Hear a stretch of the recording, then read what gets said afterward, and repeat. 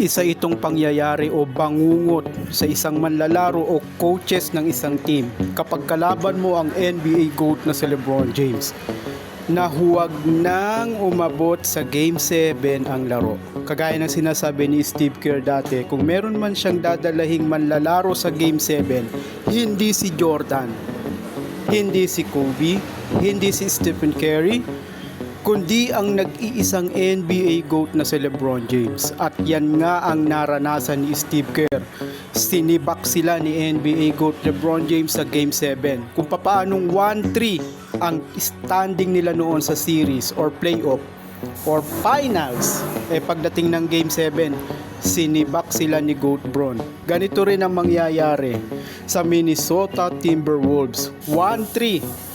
Pero pagdating ng Game 7, NBA GOAT LeBron James take over. Alam na natin ang mangyayari.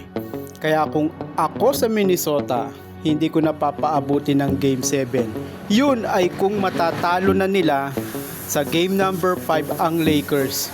Pero alam naman natin, si NBA GOAT LeBron James yan, kasama si Luka Magic, talaga namang ibubuhos na talaga nila ang lahat at hindi na nila pagbibigyan pa ang Minnesota.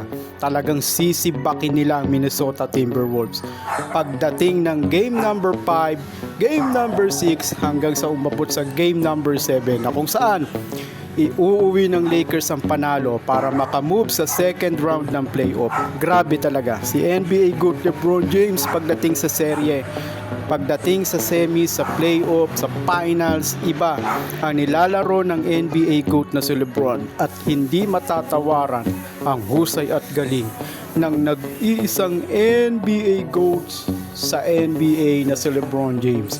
Kaya see you on Game 7.